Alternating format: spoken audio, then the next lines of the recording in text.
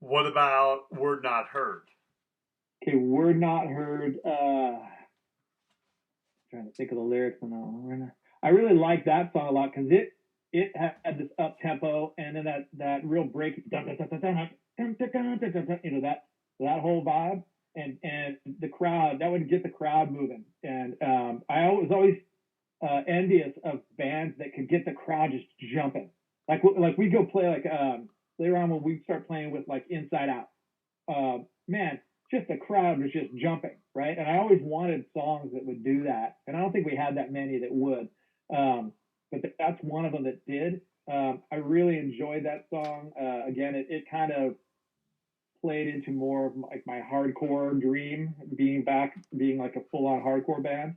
But that was a fun one for sure. What about Unkind? That was a that was an interesting song. I have no idea why I wrote those lyrics. Both of these I don't anymore because it's I don't know 30 something years ago. But that one was I want to say it was like a jam session that we kind of went into. We had basic riffs and put it all together like you do. We played around a lot with it in the studio, and we extended this breakdown and with a lot of feedback and noise.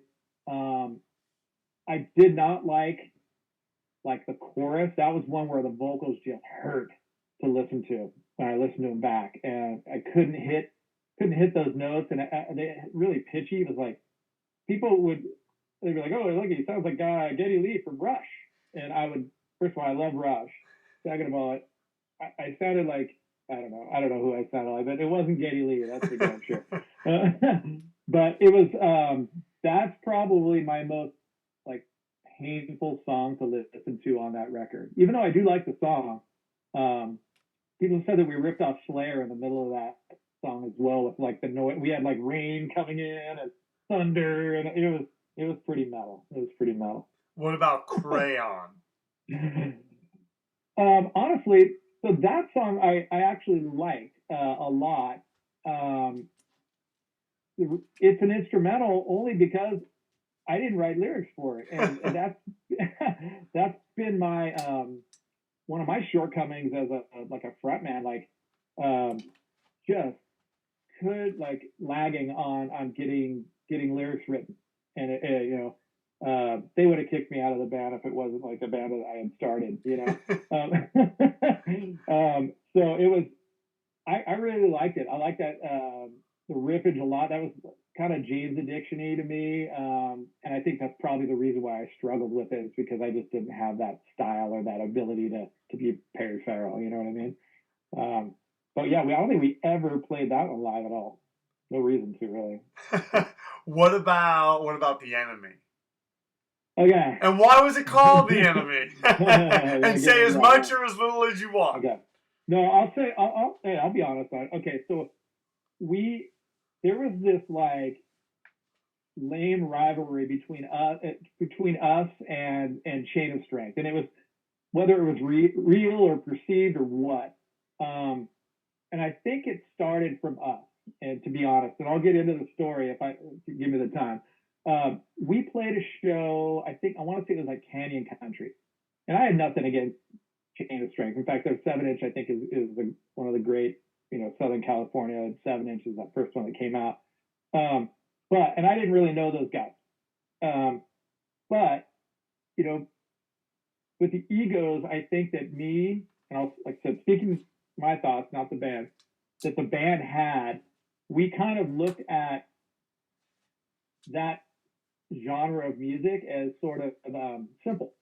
And so what we did is we played and this is all premeditated, played a show in Canyon Country, and we printed up lyrics to was it Has the Edge Gone Dull? I think that's the song we played. And we threw out into the packed crowd, into this VFW hall, we threw out lyric sheets into the crowd. And I think it was Big Frank and Steven Stead got up and played bass and drums.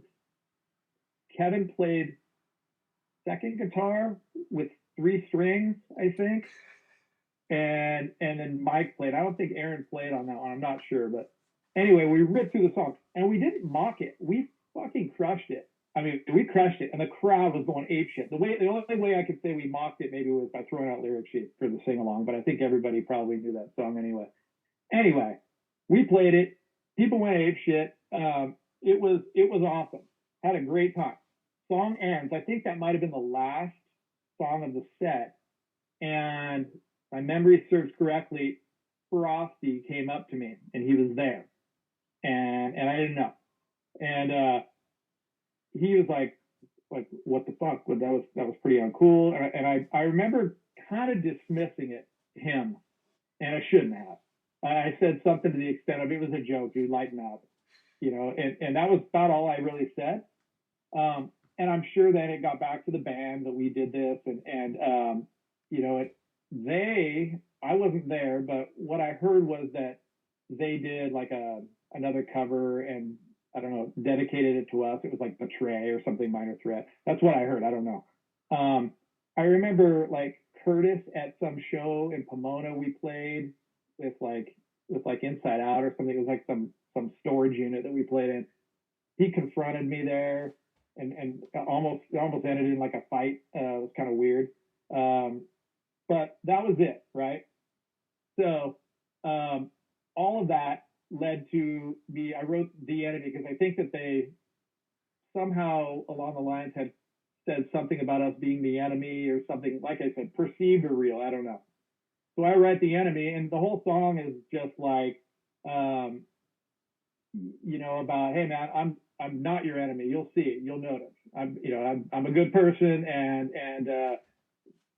we have all of this energy and this emotion into this music scene and into these bands, and it can sometimes, cause conflict and competition, right? But at the end of the day, I'm not your enemy. I'm not the person who you should be fighting against. And that's sort of what the song was about. And I really like that song. Actually, that and Driving the Salt and Mind of Man are probably my favorites. But I really enjoyed that song. I really liked playing it. The crowd seemed to like it when we played it. But that's the meaning behind it. Long story long. No, that was awesome. Can I send you another Zoom link? Because my Zoom's about to time out.